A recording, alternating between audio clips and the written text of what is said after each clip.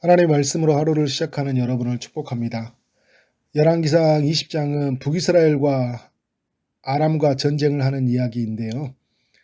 아람 왕 베나닷이 모든 군사를 이끌고 북이스라엘을 침공을 합니다.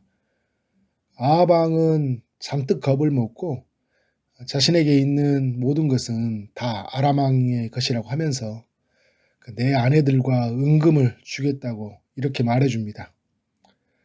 이때 북이스라엘의 모든 장로와 백성들이 아람 왕의 말을 들어서는 안 된다고 그렇게 단호하게 말을 해줍니다. 그래서 협상은 결렬되고 말았고 아람과 전쟁이 일어나고 맙니다. 여기서 놀라운 일이 일어나는데요. 하나님께서 선지자를 통해 아합 왕에게 말씀한다는 것입니다. 13절의 말씀을 보니까 이 큰 무리를 보느냐? 내가 오늘 그들을 너의 손에 넘기리니 너는 내가 여호와인 줄 알리라. 이런 말씀이 아합에게 들려온 것입니다. 하나님 말씀이 아합에게 들려졌다는 것을 어떻게 해석해야 될까요? 북이스라엘에서 가장 악한 왕이었습니다. 이스라엘을 우상을 숭배하는 나라로 만들었던 사람. 선지자를 죽였던 이 아합에게 하나님 말씀한다는 것을 어떻게 해석해야 할까요? 개인적인 측면도 그렇고요. 공동체적인 측면에서도 그렇고 하나님과 아합 그리고 하나님과 북이스라엘은 언약 관계라는 거예요. 언약 안에 있는 하나님의 백성을 하나님이 보호하신 것입니다. 죄를 많이 지음에도 불구하고 하나님께서 맺으신 그 언약을 따라서 자신의 백성들을 보호하시는 하나님의 일하심을 보게 됩니다. 열왕기상 18장에서 엘리야가 갈멜산에서 기도할 때 하나님을 향해 아브라함과 이삭과 야곱의 하나님이라고 이렇게 외치거든요. 언약의 하나님께 호소하고 있는 것이잖아요. 엘리야만 언약의 관계가 아니라 북이스라엘 안에 있는 모든 사람들이 하나님의 언약의 관계 속에 있다는 것입니다. 하나님은 아합을 지휘관으로 세우고 각 지방의 고관의 청년들을 앞세워서 전쟁을 하도록 지시를 하는데요. 이렇게 해서 모아진 군인들이 젊은 지휘관 123명, 7,000명의 군사 이렇게 모아져서 아람과 전쟁을 합니다. 어떻게 되었나요? 21절을 보니까 북이스라엘이 크게 이겼다고 합니다. 이 일이 있은 뒤에 하나님은 선지자를 통해 또다시 말씀을 하는데요. 아람 왕의 공격을 다시 받게 될 테니까 힘을 기르고 앞으로 해야 되는 일이 무엇인지 생각하고 준비를 하라고 합니다. 23절 이하는 첫 번째 전쟁에서 패배한 아람 사람들의 이야기를 소개해주고 있는데요. 이들은 산에서 싸운 것 때문에 전쟁에서 패배했다고 생각을 합니다. 그래서 이들이 선택한 것은 평지에서 싸우자는 것입니다.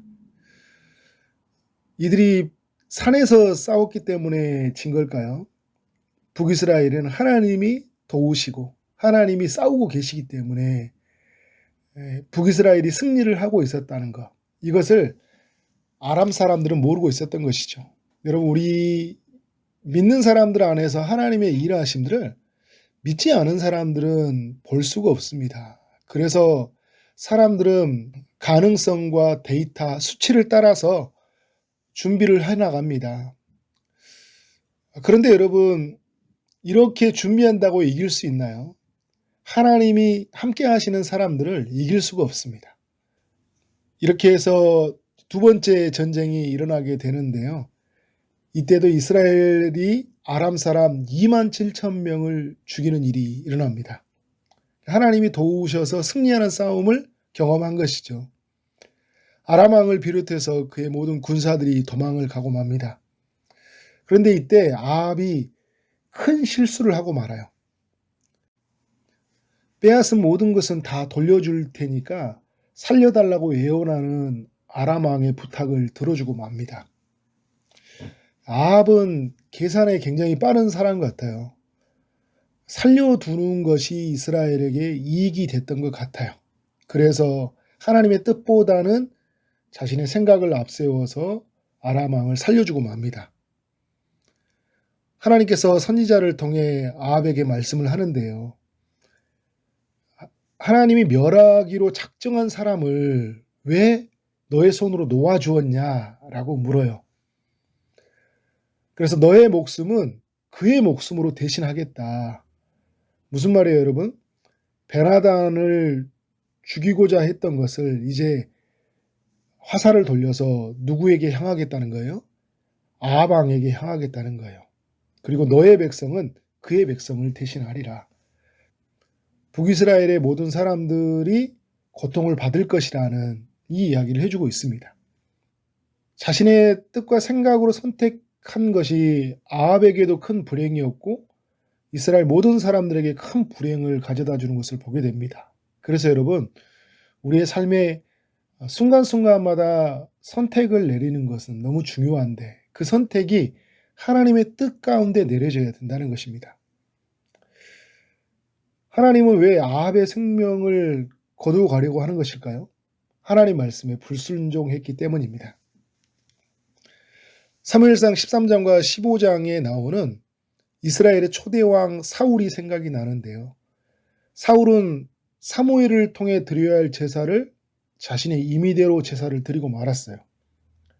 15장에 가보면 아말렉 사람들은 다 진멸해야 될 대상인데 아말렉 왕과 좋은 짐승을 살려두었어요. 아말렉 왕을 살려두는 것이 그에게 이익이 됐던 것 같아요. 그리고 좋은 짐승을 가지고 있으면 하나님께 좋은 제사를 드릴 수 있었다는 생각을 가지고 있었던 것 같습니다. 그런데 여러분, 이것은 어디까지나 사울의 생각이에요. 하나님의 생각이 아니시잖아요. 하나님은 이런 것으로 예배를 받지 않으시고 이런 것으로 하나님이 만족하지 않는다는 겁니다. 이런 실수를 누가 범하고 있는 거예요? 지금 아합 왕이 범하고 있습니다. 열왕기상 20장이 우리에게 주는 교훈이 뭘까요? 하나님은 하나님 되심을 드러낸다는 거예요.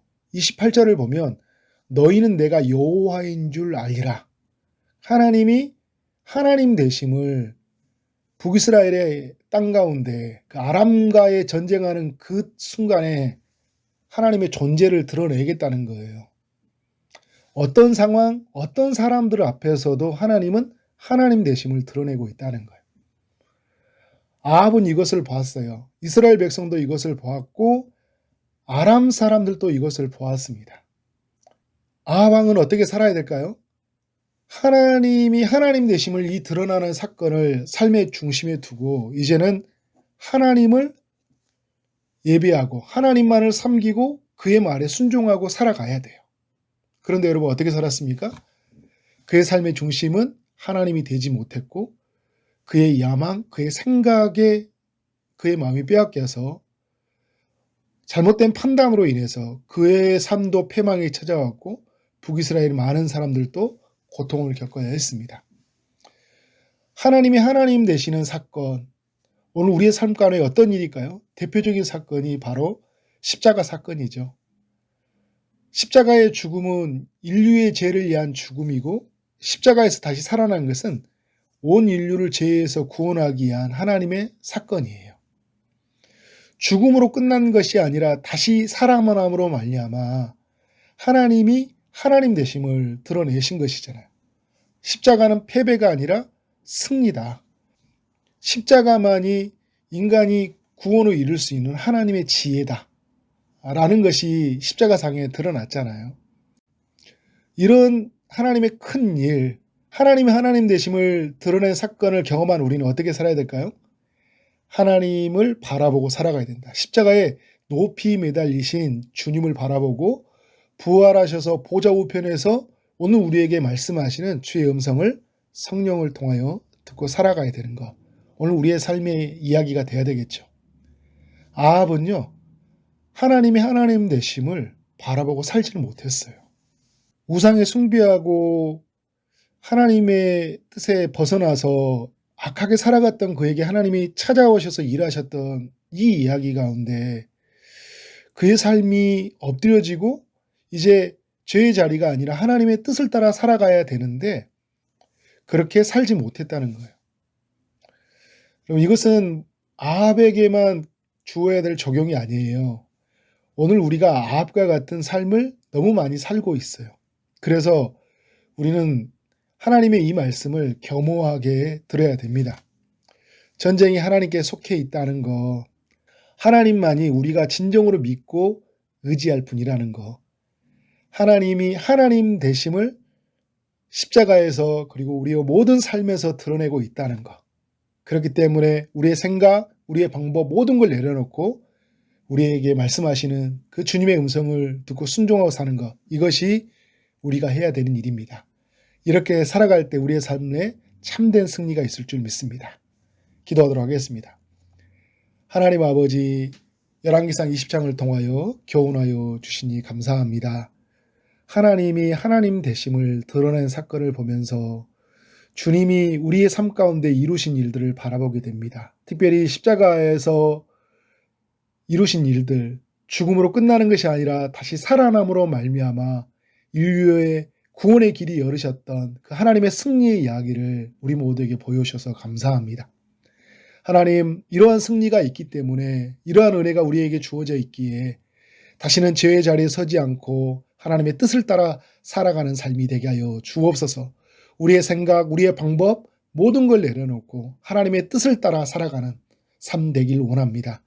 아합이 저질렀던 그런 실수로 살아가는 것이 아니라 예수 그리스도께서 죄에서 승리하셨던 이야기를 붙잡고 오늘 또 매 순간마다 어떤 상황 속에서 하나님의 말씀의 편에 서서 승리하는 우리 모두가 될 수 있도록 인도하여 주옵소서. 오늘 또 주의 응답을 기다리는 이들이 많이 있습니다. 주님이 찾아가셔서 일하여 주옵소서. 육체의 아픔 중에 있는 성도님들이 있습니다. 치료의 강선을 비춰주시고 고쳐 주옵소서. 취업을 준비하는 이들이 있고 결혼을 준비하는 이들이 있고 임신을 준비하고 출산을 준비하는 이들이 있습니다. 주님이 은혜를 베풀어 주옵소서. 오늘 하루 만나는 모든 사람들에게 주의 사랑이 흘러가길 원합니다. 주어진 일 최선을 다해 일하게 하심으로 말미암아 하나님께 영광이요 우리 모두에게는 큰 기쁨이 되는 하루 되게 하여 주옵소서. 예수님 이름으로 기도를 쌓옵나이다. 아멘.